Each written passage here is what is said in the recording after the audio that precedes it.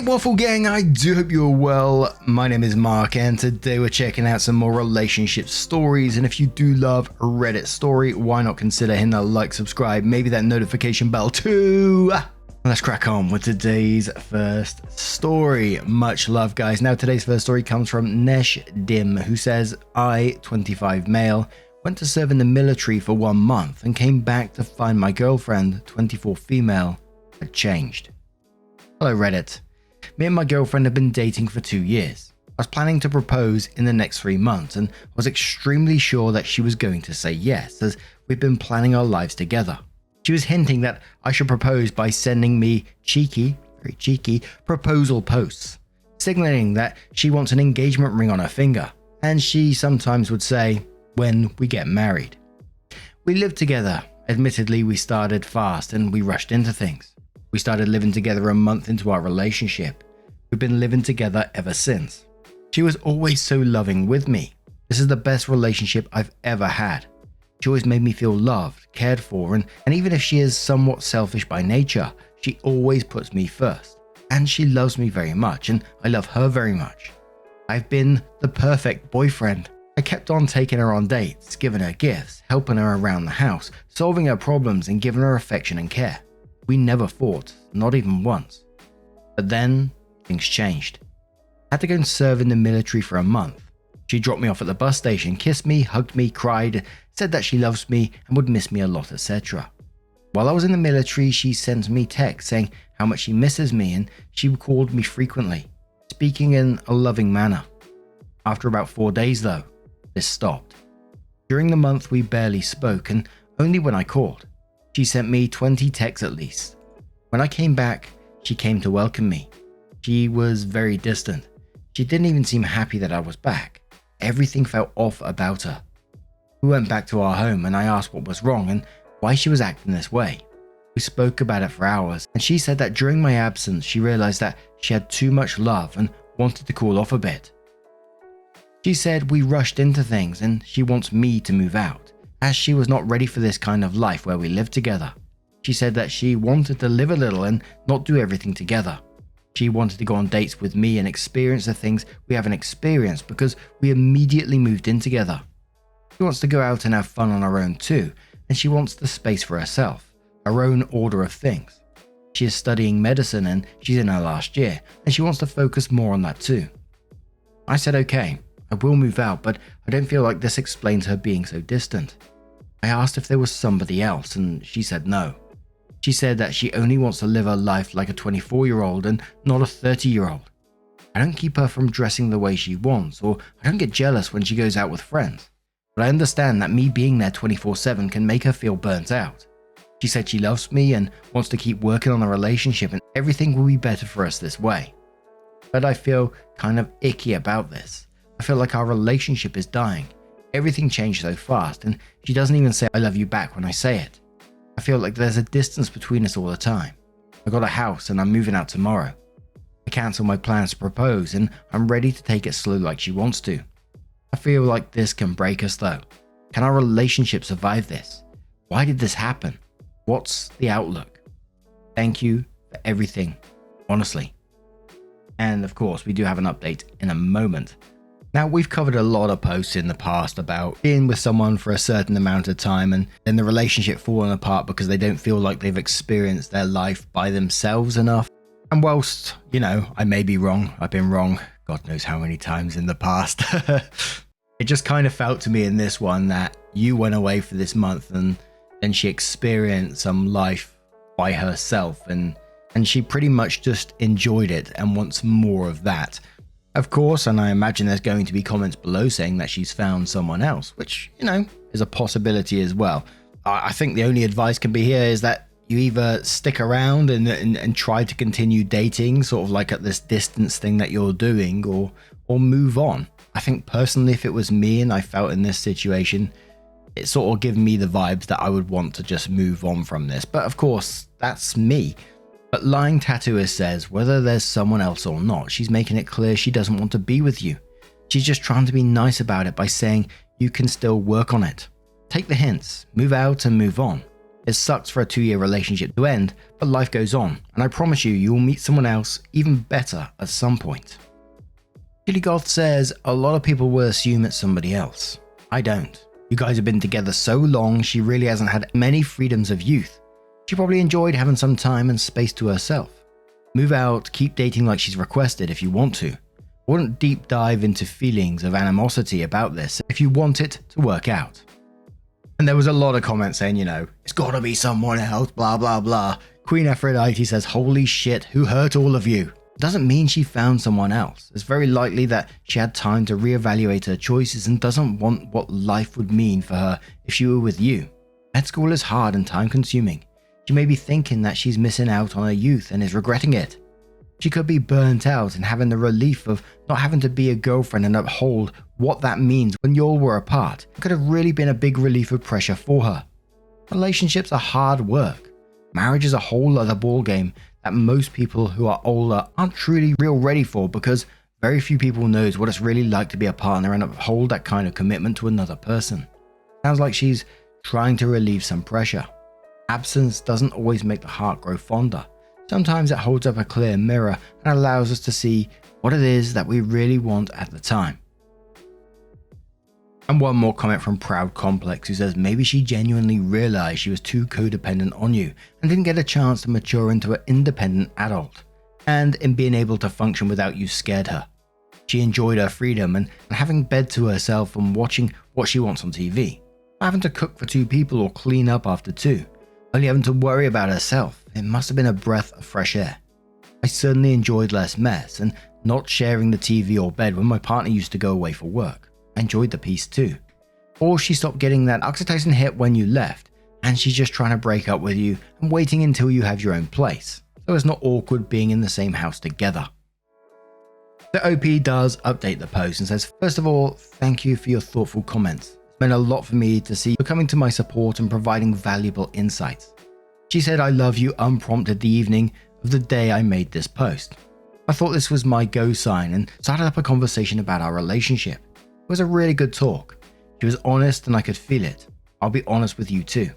To address the obvious thought everyone had, I thought she could have cheated as well, but nothing like that happened. She's made it clear that she didn't cheat in a respectable, clear way and tone, and I am convinced she didn't. I trust this without any doubts now. Although all the comments about Jodie made me laugh, I needed a good laugh. This being a soft breakup was my other concern. I asked her if she considered breaking up with me, and she said the thought came into her mind, but that she didn't want to as she loves me and was sure that she would love the future we will have. She didn't want a life without me. I asked if me moving out will eventually lead to a breakup, and she says she doesn't think it will, as she thinks it'll only make her stronger. The problem was, as it turns out, that I went from being a happy person to someone who was worrying and depressed. She only realized this was the case when I was gone and I wasn't around to spread negativity anymore. She said that she fell in love with me because I was happy and eccentric. She mentioned that while I was doing things that a good boyfriend would do, she felt I was doing them out of duty, and that I used to be very excited about buying her flowers, but lately when I came home with flowers, I didn't celebrate this small occasion with her. I just gave them to her and went to bed. I admit, I've been very sulky the past few months. I was always worrying about my career, finances, and not being able to accomplish my future goals. I'd already realized this when I was serving and worked through it myself. I think I'm in a better place now, and she says she can see that I am. The solution to this was me moving out. My negative energy, I wasn't aware it was so contagious, wouldn't affect her anymore, because it did, and she already has a lot to worry about. She needs a positive attitude to stay strong, and I was making that harder. She also realized that we were too codependent on and too much in a routine. She felt me moving out would solve this also. I agree. We were both very independent people at the start, but then we got lost in love. I was always waiting for her to come home, and she was always waiting for me to do anything. This ordeal made life somehow stale. She realized that because I did so much for her, she became heavily dependent on me to solve her problems, making her feel weak and incapable. Because of this stance, she even had a hard time paying the bill, and this got to her. She missed her old self, one with confidence and power. I realized that I lost myself too. I was a social person who commonly took the initiative to do something, with a lot of flash and crash in my life. I lost that. I lost friends, and I lost my active lifestyle. She wants to go out with friends and not include me in everything. She wants to not worry about the things she says while with friends because I might be uncomfortable with it. She wants to sometimes take long walks alone. She doesn't want to ask me every time she wants to buy something. She doesn't want to feel guilty when her day-to-day plans don't include me. A problem some of you may have big issues with. She admitted that she received flirtatious male attention when doing her internship at school. I wasn't surprised as she is very good looking and with a very feminine personality to boot. She says she would never cheat on me and didn't want to respond to anything, never considered anyone else but me in her life, but she liked it. She enjoyed the ego boost and that made her feel guilty. Guilty that she could like such a thing while I was away facing hardship. I said it was normal to like attention from the opposite sex, especially when you are lonely. I appreciated that she immediately tried to shut down advances and stayed committed and loyal to me. I don't think this will be a problem, and she looked very relieved when I thought it wasn't a big deal. In the end, she said that she missed the old me, the one that was happy and excited about the little things. She said she loves me very much and that she's ready to continue the relationship we had before if I could get away from my sulky self finally. She tried to make me happy, but I was feeling bad for too long. Me regaining myself meant us regaining the amazing relationship we had. Us shedding away our codependence meant us having a stronger, more stable future where nothing like this happens again. After the talk, everything changed for the better. She looked so relieved and I gave my word that I will try not to fall into the situation again. She hugged and kissed me and gave me a gift that she bought for me while I was away. I took her out to a nice place to drink and celebrate afterwards. I felt happy and encumberment for the first time in a long time. We had an amazing time and discussed many things. We came back home to have the most intimate amazing sex we had since the beginning of our relationship and stayed up all night cuddling and listening to music. So things are looking good for us right now. I thank all of you again for your support and especially the longer messages that were speaking from experience really helped me. I'm very happy we got over this and I'm very excited about the future. Thanks again, Reddit. Now, if I'm going to be totally honest on this one, I gotta say that update didn't make me feel particularly good. And I gotta say beforehand because, you know, I'm seeing a very, very small snippet of someone's life here. And I think, you know, that should always be taken into account whenever we read these stories. I couldn't help but feel that OP was going through a particularly hard time. OP was struggling with themselves, maybe their mental health possibly. Whereas before, you know, they were positive and eccentric, they said, and, you know, maybe outgoing. And because you lost that, they were immediately willing to cut you off. And I can't help but feel what your future involves if that's the sort of relationship you're in. If you're not going to be supported by your partner and cut off, what does that mean for your futures? Life can be incredibly cruel with many, many ups and downs, smaller and larger things. I kind of just wonder what that means for OP's future with this person. I don't know. Maybe I'm going too far with that. But what do you guys make of this situation? How do you feel about the update?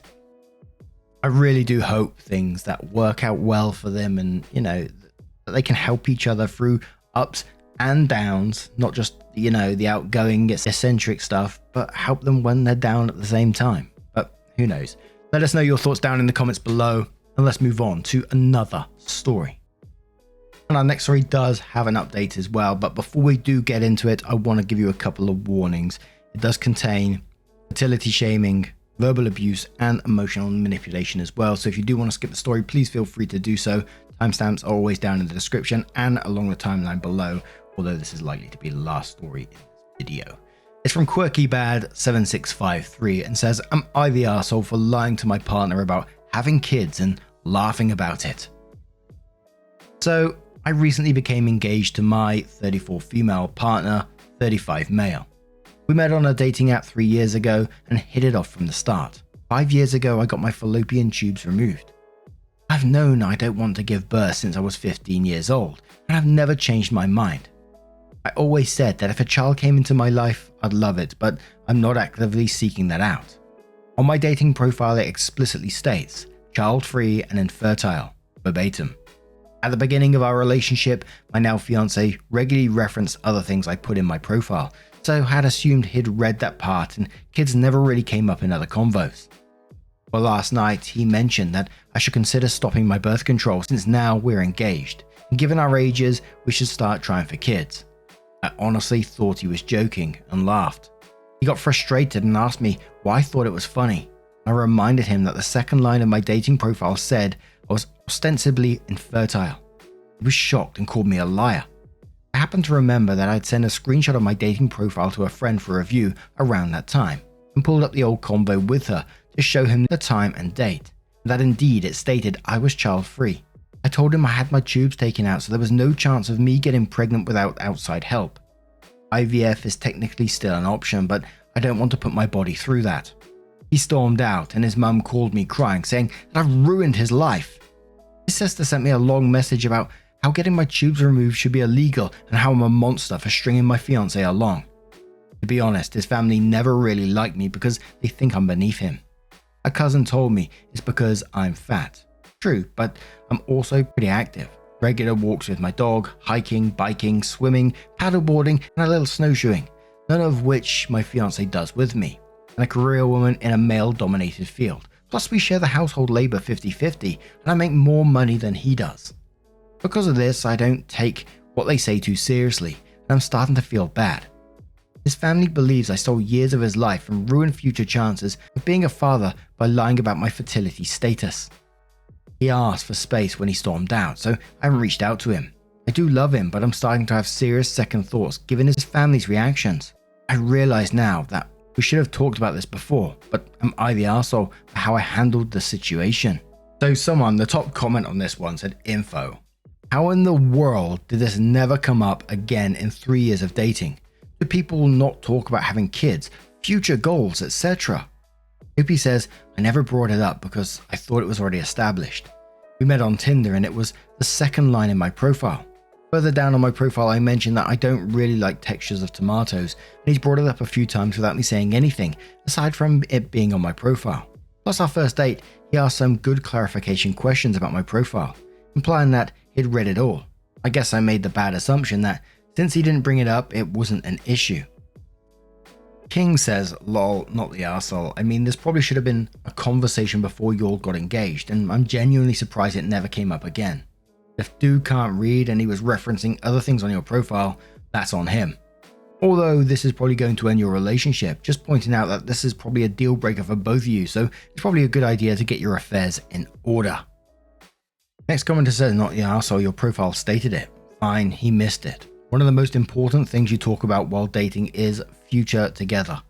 If you share the same dreams, or at least if they are compatible, then the relationship moves along. If it is something important that will require the collaboration of your partner, you 100% talk about it. You don't necessarily bring up what you don't want, especially if not possible. So if he wanted children, it was on him to bring it on and not assume you're okay with it. That children conversation is critical and complex. If you want children, you don't only need to discuss if it is a shared dream. If so, then you have to discuss how many, how you're going to raise them, parenting approaches, distribution of responsibilities, education, the list goes on. It is not one conversation, but a series of. So he missed it in your profile. Then he went into the relationship assuming you wanted children, and the same number as he wanted, that you share the same parenting principles. OP responded to that and says, oh wow. I hadn't even thought about all that. You're absolutely right.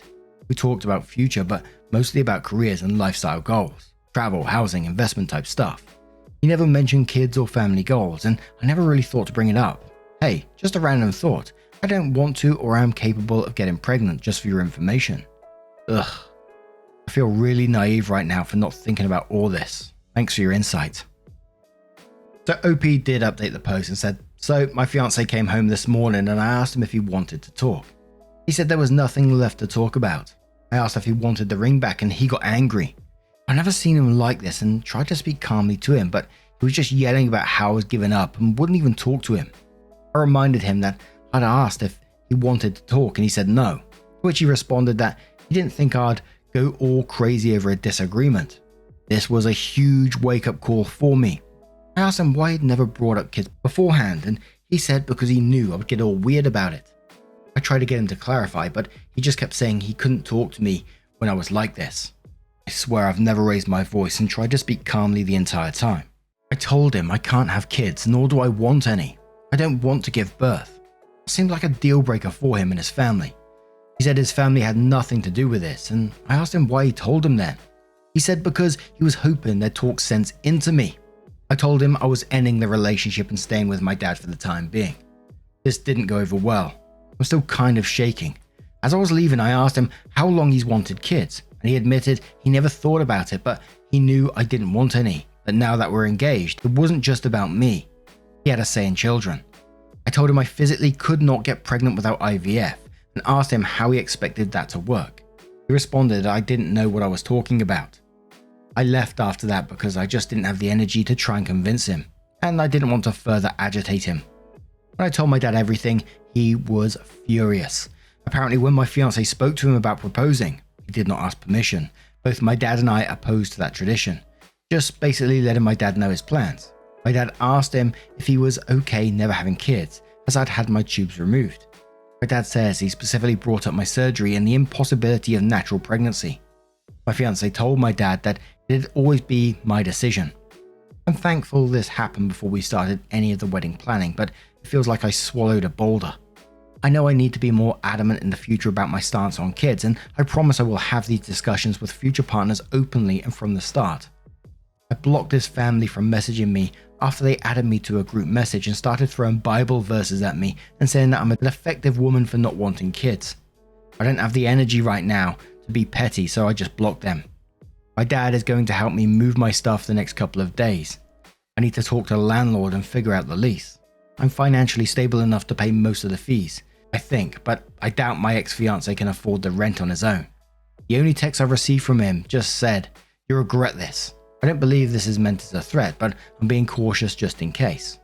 Thank you all for the feedback. It was helpful to understand where I went wrong. This was my first long-term relationship, and I fucked up a lot of the communication, but I know it's not just on me.